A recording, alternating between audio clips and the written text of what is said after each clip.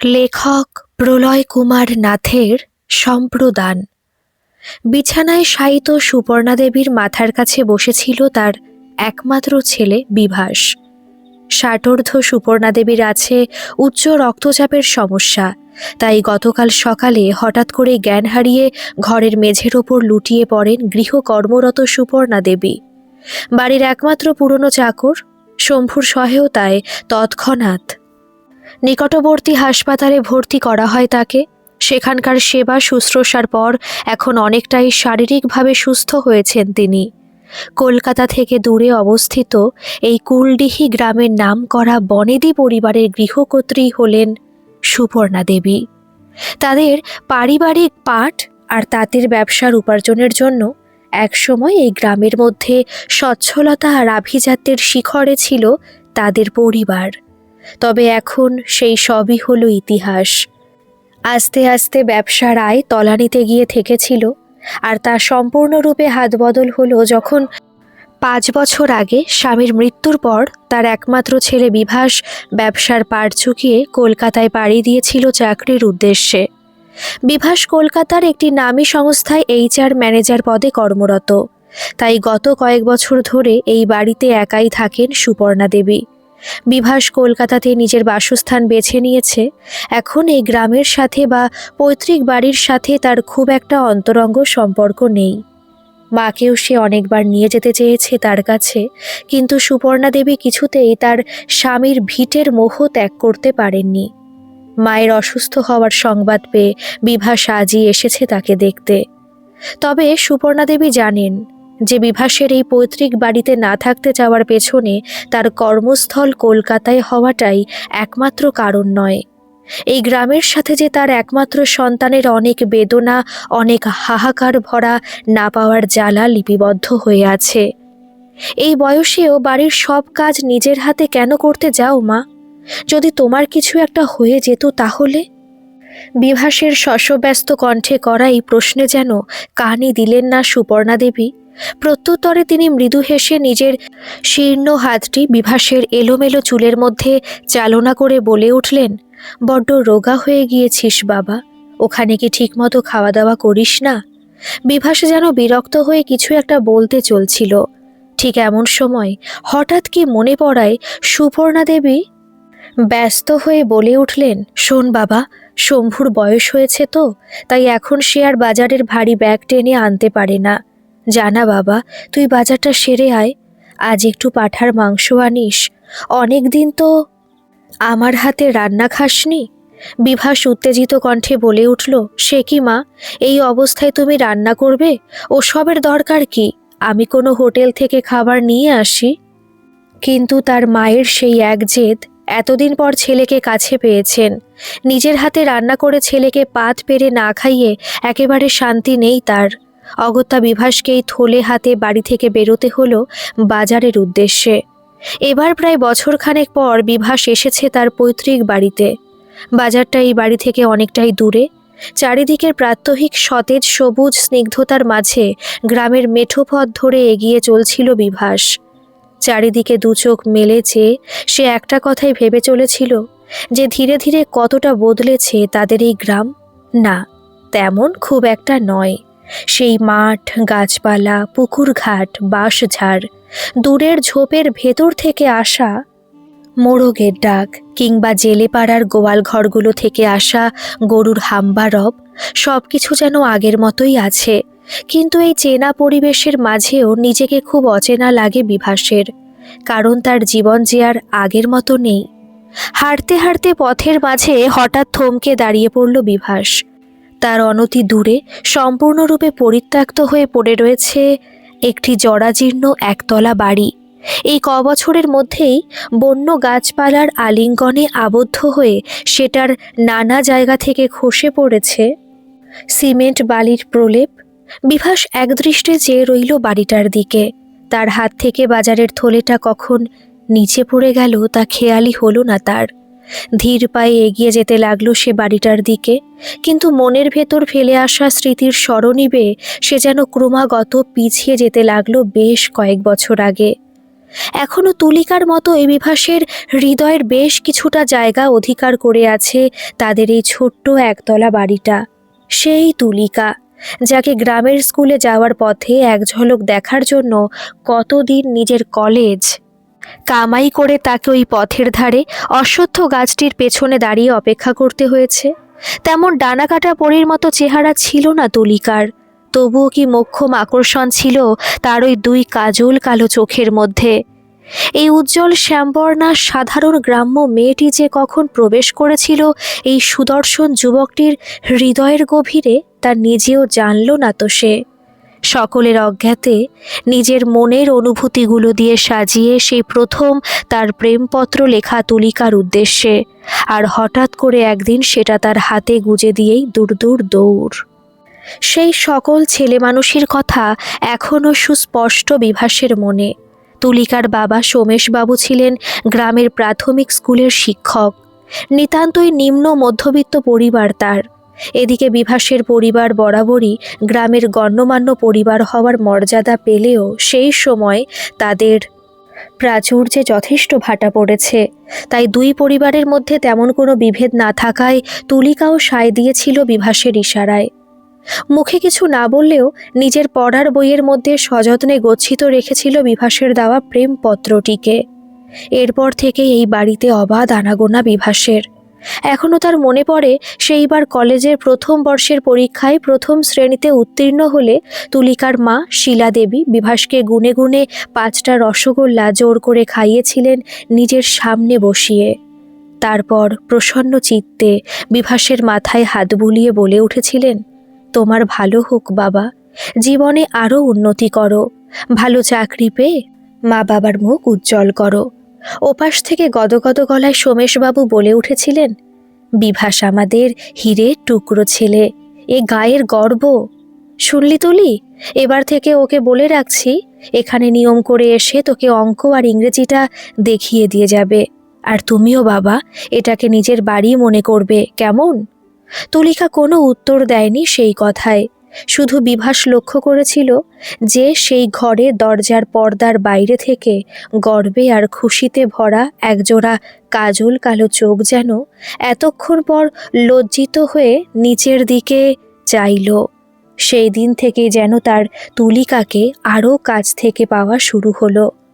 কত শীতের দুপুরে এই বাড়ির ছাদেই মাদুরের ওপর সে পড়াতে বসেছে তুলিকাকে। পড়ার ফাঁকে সকলের অলক্ষ্যে বিভাস মাঝে মাঝে তুলিকার কোলে মাথা রেখে শুয়ে পড়ত। বাড়ির পেছনের নিমগাছটা থেকে ডেকে উঠত সেই কোকিলটা। হিমেল হাওয়ার স্রোতে ফরফর করে উড়ে যেত বীজগণিতে ঠাসা অঙ্ক বইয়ের পাতা। বিভাস আলতো করে জড়িয়ে ধরত তুলিকার হাতটাকে। তারপর মৃদু স্বরে বলে উঠত, তুলি, আমায় কথা দে যে সারা জীবন এভাবেই আমার পাশে থাকবি। তুলিকা শুধু খিলখিল করে হেসে উঠত। তার পাতলা ঠোঁটের দুই পাশ থেকে বেরিয়ে পড়ত মুক্তের মতো গজদন্ত জোড়া। সেদিকে তাকিয়ে থেকে কেমন যেন ঘোর লেগে যেত বিভাসের দুই চোখ। হঠাৎ জামার বুক পকেটের ভেতর থেকে তারস্বরে মোবাইল ফোনটা বেজে ওঠায় চিন্তায় ছেদ পড়ল বিভাসের। ফোনটা কানে দিয়েই সে বলে উঠল, হ্যাঁ শ্রী, বলো। ফোনের ওপার থেকে নারী কণ্ঠের আওয়াজ এলো, এই যে মশাই, বাড়ি পৌঁছে কি একটা ফোনও করতে নেই? মামনি কেমন আছেন সেই খবরটাও বুঝি জানাতে নেই? কি ভাবো কি তুমি? হ্যাঁ, আমার বুঝি চিন্তা হয় না? শ্রী ওরফে শ্রীময়ীর সাথে বিভাসের আলাপ মাস্টার্স করার সময় থেকে। কলকাতার যে কলেজ থেকে বিভাস MBA পাশ করে, আইনের স্নাতক শ্রীময়ীও সেখান থেকে MSW পাশ করে। সেই সূত্রে দুজনের আলাপ, তারপর বন্ধুত্ব। শ্রীময়ীর তরফ থেকে সে বন্ধুত্ব কখন যে প্রণয়ের রূপ ধারণ করেছে তা সে নিজেও জানে না। অসামান্য সুন্দরী, সুশিক্ষিতা, শহুরে মেয়ে শ্রীময়ী এখন একটি বেশ বড় NGO-তে উঁচু পদে কর্মরতা। তাই বিভাসও অসম্মতি প্রকাশ করেনি তার প্রণয় নিবেদনের প্রস্তাবে। এই বছরের শেষের দিকে দুজনে বিবাহ বন্ধনে আবদ্ধ হবে এই কথা দুজনের পরিবারের সকলেরই অবগত। মা এখন অনেকটাই সুস্থ শ্রী, তোমার কোনো চিন্তা নেই। আর আমি একটু হলেই ফোন করতাম তোমাকে। শ্রীময়ীকে শান্ত করার জন্য বলে উঠল বিভাস, কিন্তু তাতেও খুব একটা আশ্বস্ত হলো না সে। আরও কত কি যে অনর্গল বলে গেল মেয়েটা, তা যেন বিভাসের কানেই গেল না। সে শুধু তার কথায় ক্রমাগত হ্যাঁ না আচ্ছা ইত্যাদি বলে কিছুক্ষণ পর কথা শেষ হলে মোবাইলটি পকেটে চালান করল। তারপর পেছন ঘুরে পথের ওপর থেকে থলেটি তুলে নিয়ে হনহন করে এগিয়ে গেল বাজারের দিকে। বড্ড দেরি হয়ে গিয়েছে তার, কি জানি আবার মা চিন্তা করবে নাকি। ভাত মাংস সহ নিজের হাতে রাধা আরও নানাবিধ সুস্বাদু পদে ছেলের পাত সজ্জিত করে বিভাসকে খেতে ডাকলেন সুপর্ণা দেবী।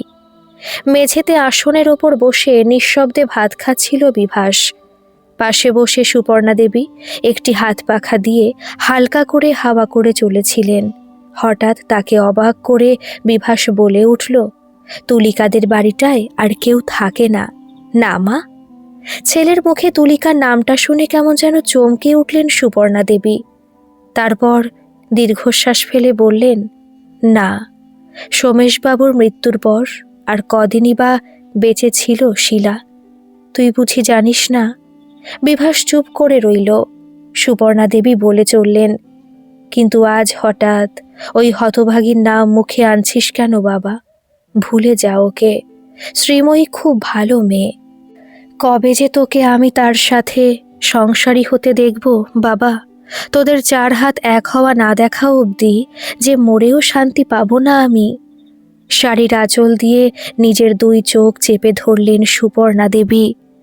সামনে রাখা মাংসের ঝোল দিয়ে মাখা ভাত সমেত কাঁসার থালাটার দৃশ্য যেন ধীরে ধীরে ঝাপসা হয়ে আসতে লাগলো বিভাসের চোখে জমা জলের প্রলেপের ভেতর থেকে।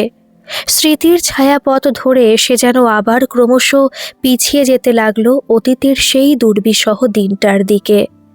আমার জন্য একটা বিয়ের সম্বন্ধ এসেছে বিভাসদা। বিস্ফারিত দুই সজল চোখ মেলে উত্তেজিত কণ্ঠে সেদিন বলে উঠেছিল তুলিকা। ছেলেটা সরকারি চাকরি করে, মা বাবা কিছুতেই হাতছাড়া করতে চান না এই সম্বন্ধটাকে। তুলিকাদের বাড়ির পেছনের ঝোপঝাড়ে ভরা বাগান আছে, সেখানে বিভাসকে ডেকে সেই কথাই বলে উঠেছিল আকুল কণ্ঠে। কিছুক্ষণ স্তম্ভিত হয়ে দাঁড়িয়ে রইল বিভাস। তুলিকা ছুটে এলো তার আরও কাছে। তারপর তার বুকে থাকা জামার অংশটাকে খামচে ধরে বলে উঠেছিল, কিছু করো, কিছু করো বিভাসদা। আমি যে তোমাকে ছাড়া আর কাউকে বিয়ে করার কথা স্বপ্নেও ভাবতে পারি না। তুলিকার চোখের জলে ভেসে গিয়েছিল বিভাসের বুক। আর দাঁড়িয়ে থাকেনি বিভাস। সেদিনই তুলিকার হাত ধরে সে শটান চলে গিয়েছিল সোমেশবাবু আর শিলা দেবীর সামনে। স্পষ্ট গলায় জানিয়ে দিয়েছিল তার সাথে তুলিকার সম্পর্কের কথা। খুব অবাক হয়েছিল সে এটা দেখে যে এই কথা শুনে সেদিনকার সে খুশি আর গর্বে ভরা সোমেশবাবুর মুখে ধীরে ধীরে ফুটে উঠল বিদ্বেষ আর ক্রোধের আভা। সম্পূর্ণ অচেনা এক কণ্ঠে তিনি বলে উঠেছিলেন, তোমার লজ্জা করে না গুরুজনদের সামনে দাঁড়িয়ে এইসব কথা বলতে? কত টাকা উপার্জন করো তুমি যে তুলিকে বিয়ে করতে চাও? তুলিকা কিছু বলতে চেয়েছিল সেই সময়, কিন্তু সোমেশবাবুর রক্তচক্ষুর সামনে কোনো সাহস জোটাতে পারল না সে। চোখের জল চেপে রেখে সে ছুটে বেরিয়ে গিয়েছিল সেই ঘর থেকে। ঠিক সেই সময় শিলাদেবীও যেন অন্য রূপ ধরেছিলেন। চিৎকার করে বলে উঠেছিলেন, ভেবেছিলাম তুমি ভদ্র ঘরের ছেলে, তাই তুলিকে কয়েকটা পড়ার বিষয় দেখিয়ে দেওয়ার জন্য তোমাকে এই বাড়িতে আসতে বলতাম, কিন্তু তোমার পেটে পেটে এই বদবুদ্ধি, শেষে মেয়েটাকে ফুসলিয়ে। স্ত্রীর কথা শেষ না হতেই আবার গর্জে উঠেছিলেন সোমেশবাবু, তোমরা গ্রামের গণ্যমান্য পরিবার হতে পারো, কিন্তু এখন তোমাদের কি অবস্থা তা আমরা জানি না ভেবেছ? কি দেখে আমার মেয়েকে তোমার হাতে তুলে দেব শুনি? যাও, চলে যাও এখান থেকে, আর কখনো যেন তোমাকে এই বাড়িতে না দেখি আমি। না, এরপর আর সত্যি কখনো ওই বাড়িমুখো হয়নি বিভাস। না তো আর কখনো সে তুলিকার সামনে গিয়ে দাঁড়িয়েছে। শুধু যেদিন তুলিকাদের বাড়ি থেকে সানাইয়ের সুর ভেসে আসছিল, সেই আওয়াজ যেন অসহ্য মনে হচ্ছিল বিভাসের কানে। গোটা দিনটা নিজেকে ঘরের ভেতর বন্ধ করে রেখেছিল বিভাস। মায়ের ডাকে সাড়া দিয়েও দরজা খোলেনি সে। চোখের জলে ভেসে গিয়েছিল বিছানার চাদর, তবুও মনে মনে একটা কথাই সে বলে গিয়েছে, তুলিকা যেন সুখী হয়, সে যেন আমাকে ভুলে নতুন স্বামী আর সংসার নিয়ে খুশি থাকে। এরপর থেকে তার আর কোনো সম্পর্ক নেই তুলিকার সাথে। সে যে এখন কোথায় কিভাবে আছে তাও জানে না সে। নিজের চেষ্টায় ভালো ফলাফল নিয়ে স্নাতক হবার পর বিভাস কলকাতার একটি নামী কলেজে ভর্তি হয় MBA কোর্সে। সেখান থেকে ক্যাম্পাস ইন্টারভিউ দিয়ে জুটে যায় এই চাকরিটা। নিজের সকল পিছুটান ফেলে সে দৌড়তে থাকে নিজের কেরিয়ারের পেছনে। ছিন্ন করে দেয় এই গ্রামের সাথে তার সকল সম্পর্ক, কারণ এই স্থানের আকাশে বাতাসে যে শুধুই তুলিকার স্মৃতি জড়িয়ে আছে। তার আলাপ হয় শ্রীময়ীর সাথে। জীবনটা যেন এক অন্য মোড়ে ঘুরতে থাকে। শীতের দুপুরের মিঠে রোদ প্রবেশ করছে সুসজ্জিত কফি শপটির জানলার কাচের শার্সির ভেতর থেকে। গতকাল দুপুরেই মাকে দেখে বিভাস কুলডিহি থেকে কলকাতা ফিরে এসেছে। আজকে শনিবার, বিভাস আর শ্রীময়ীর দুজনের অফিসেই আজ হাফ ডে। তাই শ্রীময়ীর আবদার রক্ষার্থে তার সাথে বিভাসের এই কফি শপে দেখা করতে আসা। গোলাপি টপ, জিন্স, খোলা চুল এবং যথাকিঞ্চিত প্রসাধনীতেও কি অপূর্ব সুন্দরী লাগছে আজ শ্রীময়ীকে। এখানে উপস্থিত একাধিক সুদর্শন পুরুষেরই নজর যে তার দিকে রয়েছে এই কথা বুঝতে পারে বিভাস, কিন্তু সেদিকে যেন শ্রীময়ীর কোনো খেয়ালই নেই। সরল হাসিখুশি মেয়েটি যেন বিভাসকে একদিনও না দেখে থাকতে পারে না। তাই আজ তাকে পেয়ে নিজের স্বভাব অনুযায়ী আনন্দ এবং উচ্ছ্বাসের সাথে অনর্গল কথা বলে যাচ্ছে। শ্রীময়ীকে নিয়ে বিভাস এগিয়ে যেতে চায় ভবিষ্যতের পথে। তাই নিজের অতীত সম্পর্কে সে আজ অবধি তাকে কিছুই বলেনি। কফিটা শেষ হতেই বিভাসকে নিয়ে তড়ি ঘড়ি উঠে পড়ল শ্রীময়ী। তারপর কফির বিল মিটিয়ে এসেই রাস্তা থেকে একটা ট্যাক্সি ডেকে উঠে পড়ল দুজনে। তারপর যখন সে ট্যাক্সি চালককে আলিপুরের উদ্দেশ্যে যেতে নির্দেশ দিল, তখন বেশ অবাক হলো বিভাস।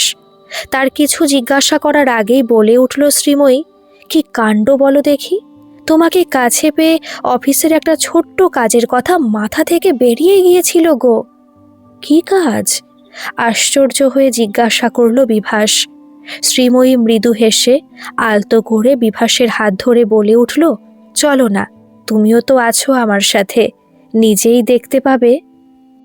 আলিপুরের বেলভিডিয়ার রোড দিয়ে চলছিল ওদের ট্যাক্সিটা।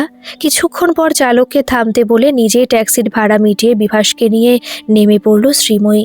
এবার যেন আরও অবাক হওয়ার পালা বিভাসের, কারণ এখন সে বুঝতে পেরেছে যে শ্রীময়ীর গন্তব্যস্থল হল সামনেই অবস্থিত আলিপুরের মহিলা সংশোধনাগার।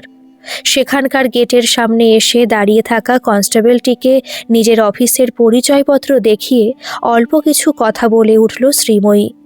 এরপরই কনস্টেবলটি তাদের বেশ খাতির করে এনে বসালো জেলার সাহেবের অফিস ঘরে। বোঝাই যাচ্ছে যে শ্রীময়ীর আগে থেকেই জেলারের সাথে অ্যাপয়েন্টমেন্ট নেওয়া ছিল। বিভাস যেন এখনও বুঝতে পারছে না যে শ্রীময়ী কোন প্রসঙ্গে এত কথা বলে চলেছে রাশভারী চেহারার জেলারটির সাথে। কথা প্রসঙ্গে সে বলে উঠল, তাহলে sir, if you don't mind, আমরা একবার দেখা করতে চাই ওই মেয়েটির সাথে।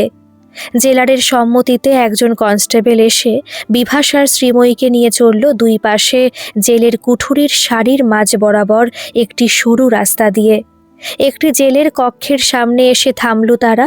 তারপর কনস্টেবলটি চলে গেল। সামনে লোহার গারদের ভেতর থেকে দেখা যাচ্ছে এক সাদা শাড়ি পরিহিতা নারীকে, যে সেই অন্ধকার ভরা জেলের কুঠুরির ভেতর থেকে মাথা নিচু করে হাঁটু মুড়ে বসে আছে।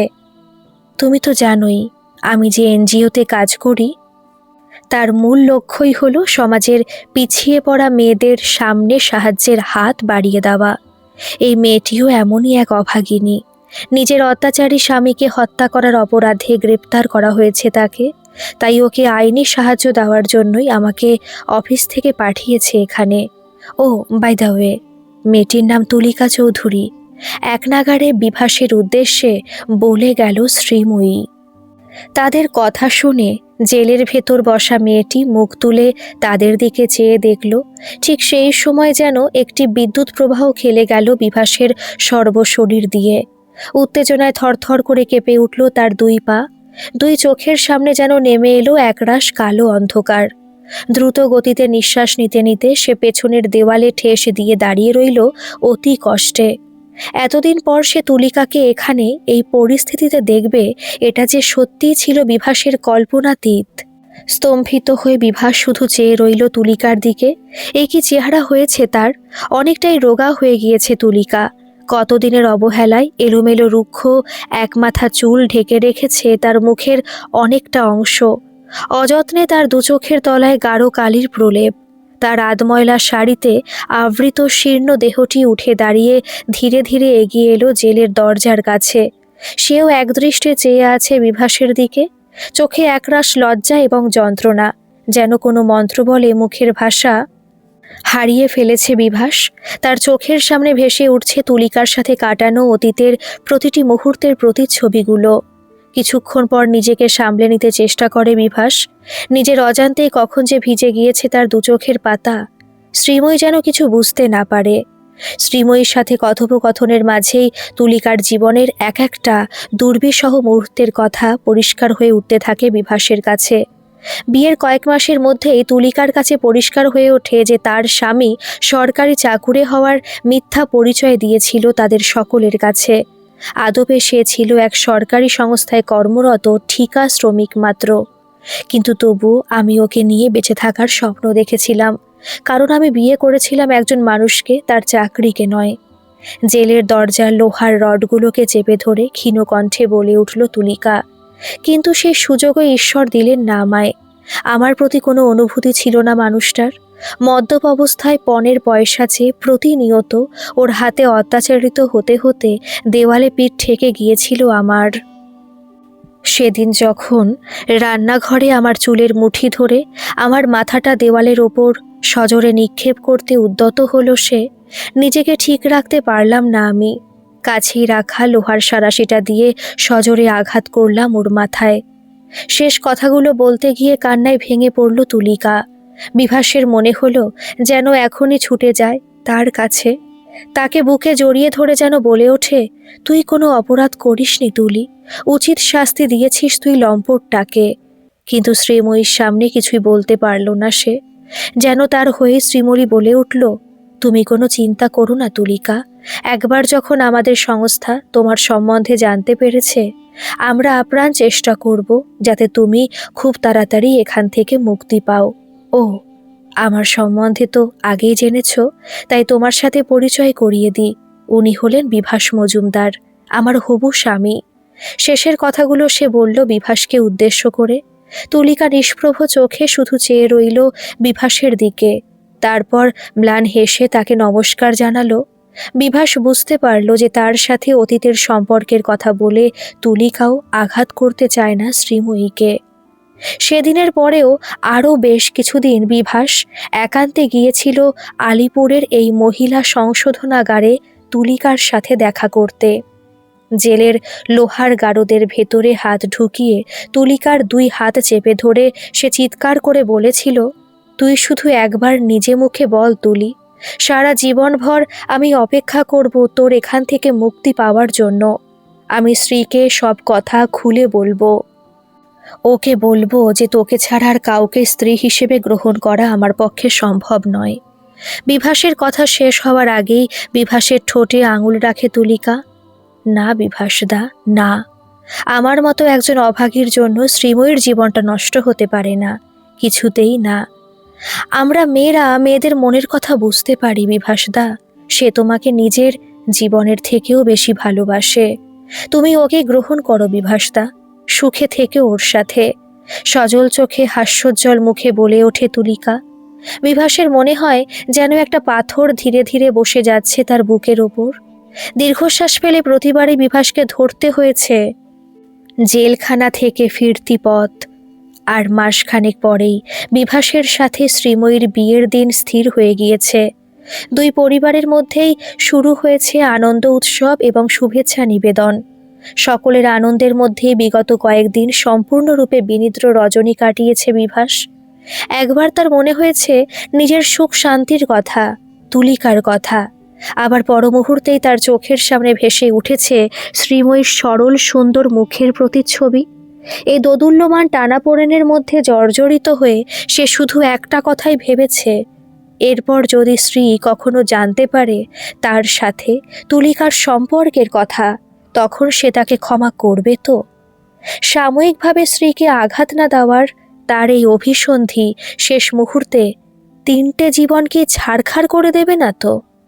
নিজের মনে এই কথা ভেবে শিউরে উঠেছিল বিভাস। ইদানিং সে বেশ কয়েকবার শ্রীময়ীর সাথে দেখা করার ব্যর্থ চেষ্টা করেছে। শ্রীময়ী তাকে ফোনে জানিয়েছে যে সম্প্রতি অফিসের একটি কাজে তাকে কলকাতার বাইরে বেরোতে হয়েছে। এক বুক জ্বালা নিয়ে যন্ত্রণায় ছটফট করেছে বিভাস। নিজের অফিসের কাজেও মন বসাতে পারেনি সে। বারবার ইচ্ছে করেছে তুলিকার সাথে দেখা করার, কিন্তু সেও যেন আর চায় না বিভাসের সাথে দেখা করতে। শ্রীময়ীর জন্য সে নিজের স্বার্থ ত্যাগ করতে বদ্ধপরিকর। কিন্তু এমনই একদিন সকালে অবাক হলো বিভাস, যখন শ্রীময়ী তাকে নিজে থেকেই ফোন করে ডেকে পাঠালো সেই পূর্ব পরিচিত কফি শপে। তুলিকার অমতেই তার সাথে অতীতের সম্পর্কের কথা আজ খুলে বলতে হবে শ্রীময়ীকে। মনে মনে এই অভিসন্ধি নিয়েই উদ্ভ্রান্তের মতো কফি শপে পৌঁছয় বিভাস। আজ শ্রীময়ী শাড়ি পরে এসেছে। তার সাজ পোশাকে আজ যেন এক অন্যরকম শান্ত স্নিগ্ধ আবেশ। কম্পিত হাতে চেয়ারটা সরিয়ে শ্রীময়ীর সামনে বসতে বসতে বিভাস দুরু দুরু বুকে ভাবতে থাকে কিভাবে সে শুরু করবে সব কথা। সবকিছু ঠিকঠাক হওয়ার পর হয়তো এতে কতটা আঘাত পাবে শ্রী, কিন্তু আজ যেন কেমন অদ্ভুত লাগছে শ্রীময়ীকে। সেই হাসি খুশি ভাবটা, সেই উচ্ছ্বাসে ভরা অনর্গল কথা বলে যাওয়ার স্বভাবটা যেন উধাও হয়েছে তার ভেতর থেকে। যেন তার প্রতিমূর্তি জুড়ে আজ এক অনন্য বুদ্ধিদীপ্ত রাশভারী ব্যক্তিত্ব ছড়িয়ে আছে। তাকে সব কথা বলতে চেয়েও বলতে পারে না বিভাস। তার ঠোঁট কেঁপে ওঠে। বিভাসকে অবাক করে বলে ওঠে শ্রীময়ী, আমি জানি তুমি কি বলতে চেয়েও পারছো না বিভাস।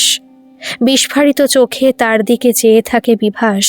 শ্রীময়ী বলতে থাকে, পুরুষের মন বোঝা আমাদের মেয়েদের কাছে তেমন কঠিন কাজ নয় বিভাস। সেদিন তুলিকার উপস্থিতিতে তোমার চোখের দিকে তাকিয়েই আমি অর্ধেক আন্দাজ করে ফেলেছিলাম তোমার মনের কথা, আর বাকি ইতিহাসটা জানতে পারলাম গতকাল তোমার গ্রামের বাড়িতে গিয়ে, মামুনির কাছ থেকে। হ্যাঁ বিভাস, আমি মিথ্যে কথা বলেছিলাম তোমাকে যে গত 2 দিন আমি অফিসের কাজে কলকাতার বাইরে গিয়েছিলাম। আসলে এই সময় আমি গিয়েছিলাম তোমার গ্রামে, তোমার ফেলে আসা অতীতের সমস্ত অজানা কথার অনুসন্ধানে। এক ফোঁটা জল গড়িয়ে পড়ল শ্রীময়ীর চোখ থেকে। সে বিভাসের হাত দুটোকে আঁকড়ে ধরে অস্ফুট কণ্ঠে বলে উঠল, ছি বিভাস, তুমি এতটা নীচ, এতটা স্বার্থপর মনে করেছিলে আমায়?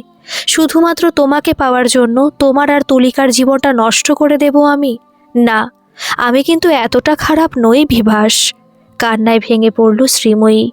বিভাসের সমস্ত শরীর যেন অবশ বলে মনে হলো। চোখের জল মুছে হাসি মুখে বলে উঠল শ্রীময়ী, আমি কথা দিচ্ছি বিভাস, বিচারকের সামনে তুলিকার পক্ষে উকিল হয়ে আমি নিজে লড়ব। ওকে বের করে আনবই জেলের ওই অন্ধকার কুঠুরি থেকে। তাহলেই সার্থক হবে আমার ওকালতির পড়াশোনা, আমার মনুষ্যত্ব। বিভাস এখনো স্তব্ধ হয়ে বসে রইল। তার মনে হলো যেন স্বয়ং ধরিত্রী 2 ভাগ হয়ে গিয়ে তার বুকের ওপর থেকে ভারী পাথরটিকে নিজের গর্ভে টেনে নিচ্ছে ধীরে ধীরে। এরপর 5 বছর কেটে গিয়েছে। শ্রীময়ী উকিল হিসাবে সত্যি সাফল্য অর্জন করেছে। সে আদালতে প্রমাণ করতে সক্ষম হয়েছে যে তুলিকা যা করেছে তা কোনো অপরাধ নয়। সে পরিকল্পিতভাবে তার স্বামীকে খুন করেনি। যা করেছে পরিস্থিতির চাপের শিকার হয়ে করেছে, নিজেকে মৃত্যুর মুখ থেকে বাঁচানোর জন্য করেছে। তাই বিচারক যথেষ্ট দয়া পরবশ হয়ে তুলিকাকে সমস্ত অভিযোগ থেকে মুক্তি দিয়েছেন। বিচারালয়ের গেটের সামনে এসে দাঁড়িয়েছে বিভাস আর শ্রীময়ী। তাদের দিকে ধীরে ধীরে এগিয়ে এলো তুলিকা। বিভাসের বুকে খুশি আর মিলনের সুর বেজে উঠল। তুলিকা এগিয়ে এলো তাদের কাছে। শ্রীময়ী হাসি মুখে তুলিকার হাতটি ধরে রাখল বিভাসের হাতের ওপর। তারপর আবার সেই আগের উচ্ছ্বাসে ভরা গলায় বলে উঠল, আজ আমার কর্তব্য শেষ হলো বিভাস। তুলিকাকে ফিরিয়ে দিলাম তোমার কাছে। তুলিকার মা বাবা বেঁচে নেই, তাই ধরে নাও ওর নিজের দিদি হিসাবে আমি ওকে সম্প্রদান করলাম তোমার কাছে। সুখে রেখো আমার বোনকে, কেমন? বিভাস আর তুলিকা তাকিয়ে দেখল শ্রীময়ীর দিকে। দুজনের চোখে বিস্ময় আর কৃতজ্ঞতা। শ্রীময়ী আলতো হাতে তুলিকাকে ঠেলে দিল বিভাসের দিকে। বিভাস নিজের প্রসারিত দুই বাহুর মাঝে জড়িয়ে ধরল তুলিকাকে। তাদের দিকে কিছুক্ষণ তাকিয়ে থেকে মৃদু হেসে শ্রীময়ী পেছন ঘুরে ফিরতি পথ ধরল। এতক্ষণ ধরে অনেক কষ্টে নিজের চোখের জল চেপে রেখেছিল সে। এখন আর তার অশ্রুধারা মানল না কোনো বাধা। তবুও মনে মনে বলে উঠল সে, ভালোবাসা যে শুধু নিজের সুখ খোঁজার নাম নয়, সেটা যে অন্যকে সুখে রাখারও আরেক নাম। ভালোবাসার আরেক নামই যে ত্যাগ। গল্পটা কেমন লাগলো অবশ্যই কমেন্ট করে জানাবেন, আর ভালো লাগলে একটা সাবস্ক্রাইব করে আমার পাশে থাকবেন। ধন্যবাদ।